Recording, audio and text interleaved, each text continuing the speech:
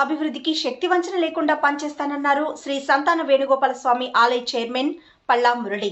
పెద్దపల్లి జిల్లా సుల్తానాబాద్లోని శ్రీ సంతాన వేణుగోపాల స్వామి ఆలయ నూతన చైర్మన్ గా తిరిగి పళ్ళా మురళి ఎన్నికయ్యారు. ఈ సందర్భంగా ఎండోమెంట్ అధికారులు స్థానిక వేణుగోపాల స్వామి ఆలయంలో ధర్మకర్తలతో ప్రమాణ స్వీకారం చేయించారు. ఈ సందర్భంగా మున్సిపల్ చైర్పర్సన్ గాజుల లక్ష్మీరాజమల్లు, నాయకులు సాయిరి మహేందర్, అంతటి అన్నయ్య గౌడ్, సొసైటీ చైర్మన్ శ్రీగిరి శ్రీనివాస్, వేగోళం అబ్బాయి గౌడ్, పలువురు నేతలు నూతనంగా ఎన్నికైన ధర్మకర్తలను శాల్వాతో ఘనంగా సన్మానించి సత్కరించారు.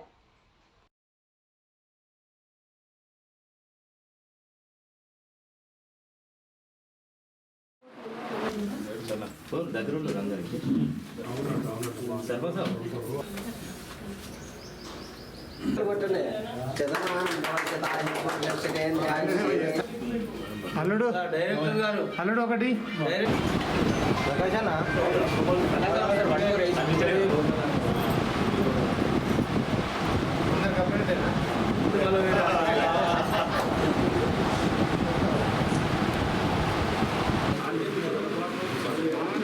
సుల్తానాబాద్ వేణుగోపాల స్వామి దేవాలయంలో కాంగ్రెస్ ప్రభుత్వం, మా ఎమ్మెల్యే గారు, మా పుర ప్రముఖులు, మొత్తం నాకు ఉన్నటువంటి ప్రకాష్ రావు గారు, ఇంకా మన అన్నయ్య గౌడ్ గారు, మహేందర్ గారు, వీరందరూ నాకు కోఆపరేట్ చేసి నన్ను దేవస్థానానికి చైర్మన్ ఎన్నుకున్నారు.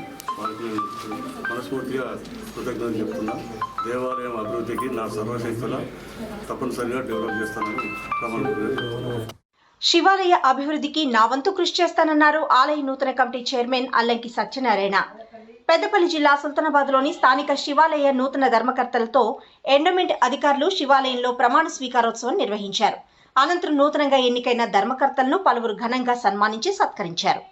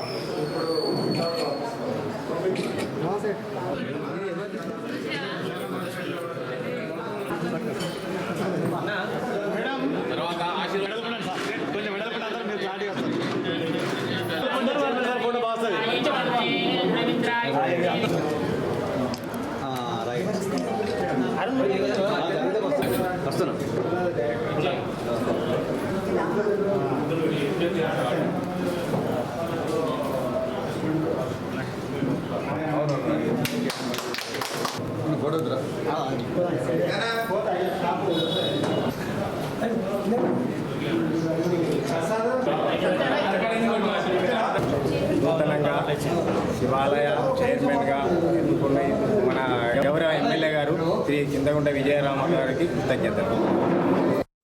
కవయిత్రి మొల్లమాంబ జయోత్సవాలను ప్రభుత్వం అధికారికంగా నిర్వహించాలని డిమాండ్ చేశారు శాలివాహన సంఘం నేత టీకే శ్రీనివాస్. పెద్దపల్లి జిల్లా సుల్తానాబాద్లో శాలివాహన సంఘం ఆధ్వర్యంలో మొల్లమాంబ 584వ జయంతి ఉత్సవాలను ఘనంగా నిర్వహించారు. ఆమె చిత్రపటానికి పూలమాల వేసి నివాళులర్పించారు.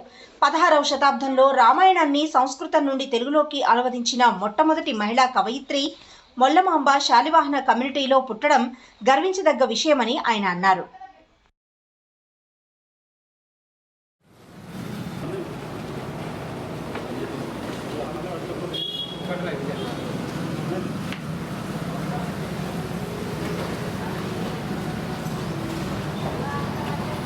మన ముద్దుబిడ్డ మొల్లమాంబ కవి, రచయిత, రామాయణాన్ని సంస్కృతం నుండి తెలుగులోకి అనువాదించి గొప్ప పేరు సంపాదించుకుంది. 1420లో జన్మించి 1530లో మరణించింది. దాదాపు 90 సంవత్సరాలు జీవించింది. రచయితగా, కవిగా పేరుగాంచింది. 16వ శతాబ్దానికి చెందిన ఈమె ఆస్థాన కవిగా కూడా పనిచేసింది. కుమ్మర కులంలో జన్మించి మంచి పేరు ప్రఖ్యాతులు తీసుకొచ్చింది. మళ్ళా మన కులంలో పుట్టడం మన అందరికీ ఎంతో గర్వకారణం. ధర్మకర్తలు, గ్రామ పెద్దల సహకారంతో ఆలయ అభివృద్ధికి కృషి చేస్తానన్నారు శంభులింగేశ్వర స్వామి ఆలయ నూతన చైర్మన్ వేగోళం శంకర్ గౌడ్. పెద్దపల్లి జిల్లా సుల్తానాబాద్లోని శ్రీ శంభులింగేశ్వర స్వామి ఆలయ నూతన చైర్మన్ గా శంకర్ గౌడ్ తో పాటు ధర్మకర్తలతో ఎండోమెంట్ అధికారులు ప్రమాణ స్వీకారం చేయించారు. ఈ సందర్భంగా పలువురు నేతలు నూతనంగా ప్రమాణ స్వీకారం చేసిన ధర్మకర్తలను ఘనంగా సన్మానించి సత్కరించారు.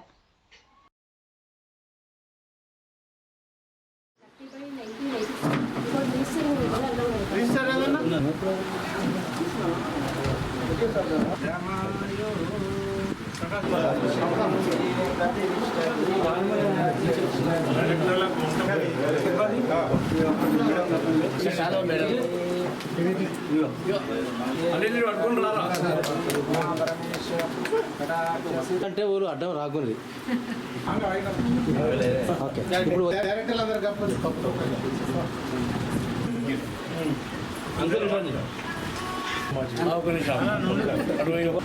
అన్నయ్య బయలుదేరిపో.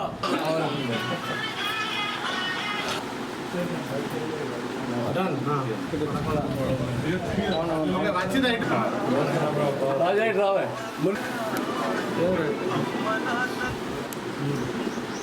ఒక్క నిమిషం డైరెక్టర్ రామన్ ఒక డైరెక్టర్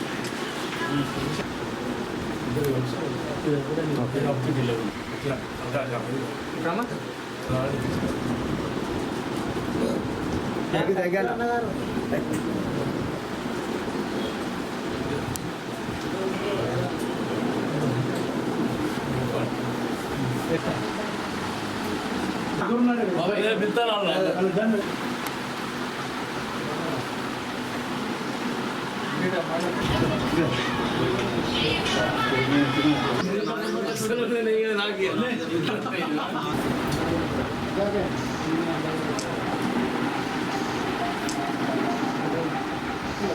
గత 75 ఏళ్లుగా పాలకులు మాదిగలను ఓటు బ్యాంకుగానే వాడుకుంటున్నారే తప్ప మాదిగ కమ్యూనిటీకి సీటు కేటాయించడంలో పూర్తిగా విఫలమయ్యారని ఆరోపించారు ఉస్మానియా విశ్వవిద్యాలయాల ప్రొఫెసర్ నేతనియల్. పెద్దపల్లి జిల్లా సుల్తానాబాద్లో మీడియా సమావేశంలో ఆయన మాట్లాడారు. ఓదెల మండలం కొలనూరు గ్రామానికి చెందిన నేతనియల్ హైదరాబాద్లోని ఉస్మానియా విశ్వవిద్యాలయంలో ప్రొఫెసర్గా పనిచేస్తున్నారు. అయితే పెద్దపల్లి పార్లమెంటు స్వతంత్ర అభ్యర్థిగా పోటీ చేస్తున్నానని, తన్ను గెలిపించాలని మీడియా సమావేశంలో కోరారు. గత 75 ఏళ్లుగా పాలకులు పెద్దపల్లి పార్లమెంట్ టికెట్ను మాదిగేతరులకే కేటాయిస్తున్నారని, పెద్దపల్లి నియోజకవర్గంలో 3 లక్షల పైచిలకు మాదిగల ఓట్లు ఉన్నప్పటికీ మాదిగలకు టికెట్లు ఇవ్వకుండా వేరే కమ్యూనిటీకి ఎందుకు ఇస్తున్నారని ఆయన ప్రశ్నించారు. ప్రస్తుత చెన్నూరు ఎమ్మెల్యే గడ్డం వివేక్ గతంలో పెద్దపల్లి ఎంపీగా చేసి ఈ ప్రాంత ప్రజలకు ఒరగబెట్టిందేమీ లేదని ఆయన ఆరోపించారు. గడ్డం వివేక్ సంబంధించిన 27 సాఫ్ట్వేర్ కంపెనీలను తెలంగాణలో కాకుండా ఇతర రాష్ట్రాల్లో ఏర్పాటు చేసి ఈ ప్రాంత నిరుద్యోగులకు అన్యాయం చేశారని నేతనియల్ ఆరోపించారు. పెద్దపల్లి నియోజకవర్గం రాబోయే పార్లమెంట్ ఎన్నికలలో నేను కూడా ఒక అభ్యర్థిగా నిలబడాలని ఆలోచిస్తున్నాను. ఈ నియోజకవర్గంలో ఇప్పటి వరకు దాదాపు స్థానికేతరులే ఇక్కడికి వచ్చి పోటీ చేసి వాళ్ళ కాలం గడుపుకొని వెళ్ళిపోయినారు. దాని మూలంగా ఈ నియోజకవర్గం వెనుకబడి ఉన్నది. ఇక్కడ మనకు వనరులు ఉన్నాయి, ఇసుక ఉంది, బొగ్గు ఉంది, నీళ్లున్నాయి, గ్రెనేడ్ రాయి ఉంది, ఇంకా అనేక రకాల ఖనిజ సంపదలు ఉన్నాయి. అవి మన నాయకత్వం సరిగా లేక మన నాయకులు ఇక్కడికి వలస వచ్చే నాయకులు ఈ స్థానికేతరులు ఇక్కడ ఎన్నిక కావడం బట్టి ఇక్కడ వాళ్ళు ఇక్కడి సంపదను అనుభవించలేకపోతున్నారు. వేరే ప్రాంతం వాళ్ళు దోసుకొని పోతూ ఉన్నారు. విద్యారంగంలో చూసినట్టయితే 2 జిల్లాలు కలిపి ఒక్క యూనివర్సిటీ కూడా లేదు, ఒక్క పీజీ కాలేజ్ కూడా సరైన రీతిలో లేదు. ఇంకా ఇంటర్మీడియట్ కాలేజీలు, డిగ్రీ కాలేజీలు లేక ఇక్కడి విద్యార్థులు హైదరాబాద్కు వరంగల్కు వలస వెళ్ళి అక్కడ చదువుకోవాల్సిన పరిస్థితి ఏర్పడ్డది. మనకు మంచి నీరున్నది గోదావరి నది నీరు బాగా ఉంది. ఆరోగ్యకరమైన వాటర్ మనల్ని అనుభవించకుండా అక్కడ వేరే ప్రాంతంలోకి వెళ్ళి చదువుతూ ఉన్నారు. ఇంకా వైద్య రంగంలో చూసినట్టయితే మెడికల్ కాలేజీలు లేవు, పెద్ద హాస్పిటల్స్ కూడా లేవు. ఏ చిన్న ఆరోగ్య సమస్య వచ్చినా కానీ వరంగల్కో హైదరాబాద్కో వెళ్ళాల్సిన పరిస్థితి ఏర్పడుతూ ఉంది. ఇంకా వ్యవసాయ రంగం చూసినట్టయితే ఉంటే కావలసినంత నీరుంది, కట్టబడ్డ కాళేశ్వరం డ్యామ్ ఉన్నది. కానీ మన జిల్లాల వాళ్ళకు, మంచిర్యాల పెద్దపల్లి జిల్లాలకు ఇది ఉపయోగపడతలేదు. ఇక్కడ పంటలకు అందుబాటు లోపలికి రాలే. కాళేశ్వరం అది ప్రాజెక్టుగా కట్టబడ్డది కానీ నది నీరు అక్కడ నిరుపయోగంగానే ఖాళీగానే ఉంటుంది. నేను ఈ నియోజకవర్గంలో పుట్టి పెరిగిన వ్యక్తిని. నాకు ఈ నియోజకవర్గంలో ఉన్న వనరుల మీద, నదుల మీద, ఖనిజాల మీద, కంపెనీల మీద, సింగరేణి మీద సమగ్ర అవగాహన నాకు ఉంది. నన్ను ఈ ప్రాంతం నుండి బలపరిచి గెలిపించేది ఉంటే ఇక్కడి సంపద ఇక్కడి ప్రజలకు ఉపయోగపడేలాగా నేను నా సాయశక్తిలా కృషి చేస్తానని తెలియపరుస్తూ, సామాజిక వర్గం వాళ్ళే టిక్కెట్ల కొరకు ఎక్కువ ప్రయత్నం చేస్తున్నారు.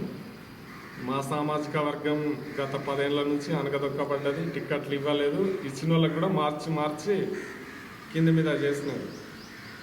కాబట్టి ఏ ఒక్క నాయకుడు కూడా మా సామాజిక వర్గం నుంచి ఇప్పటిదాకా కంటిన్యూస్గా ఎమ్మెల్యే కానీ కంటిన్యూస్గా ఎంపీ కానీ రాష్ట్ర నాయకత్వంలో లేరు. ఇది పాలకులు మా సామాజిక వర్గం అనగదొక్కుతారు. అంటే ఇప్పుడు మీ సామాజిక వర్గంలో మాలల ఓట్లు ఎక్కువ ఉన్నాయి, మాదిగల ఓట్లు ఎక్కువ ఉన్నాయి? మాదిగల ఓట్లు 3 లక్షలు ఉన్నాయి, మాలల ఓట్లు ఒక 60 లక్షల వరకు, 60,000 వరకు లేవు. కానీ ఇప్పటి వరకు ఒక మాదిగల ఓట్లు మాదిగకు పడేది ఉంటే గెలుస్తారు, క్యాండిడేట్ గెలిచే అంత సత్తా ఉంది. కానీ వాళ్ళను అటు వాడుకొని చీల్చి వివిధ వర్గాలుగా విడదీసి అన్ని పార్టీల వాళ్ళు ఇంకా వెనుకబడేస్తారు. ఇప్పటి వరకు మాదిగ కమ్యూనిటీ నుండి దాదాపు ఈ నియోజకవర్గంలో 75 సంవత్సరాల కాలంలో ఎవరు ఎన్నిక కాలేదు. ఒక ఆమె అయింది రెండు టర్మ్స్, కానీ ఆమె బ్రాహ్మణ్, అతన్ని ఇంటర్ కాస్ట్ మ్యారేజ్ చేసుకోవడం మూలంగా ఇక్కడి ఫలాలు మాదిగలకు అందలేదు. 27 కంపెనీలో ఒక్క కంపెనీ కూడా ఈ తెలంగాణలో పెట్టలే, అది కూడా పెద్దపల్లిలో కూడా పెట్టలే. వాళ్ళ కంపెనీలన్నీ బయట ఉన్నాయి, వాళ్ళ సంపద వేరేటోళ్ళు అనుభవిస్తూ ఉన్నారు. ఇక్కడ నుంచి వెళ్ళేమో పవర్ అనుభవిస్తూ ఉన్నారు వాళ్ళు. ఇక్కడి ప్రాంతం డెవలప్ కావాలంటే ఇక్కడి స్థానికుడే ఉండాలి. ఏదో టైంకి వచ్చి ఇక్కడ గెలిచి దేశమంతా నా బిజినెస్ చేసుకుంటా అంటే ఇంకేమో నష్టపోతున్నాం మనం.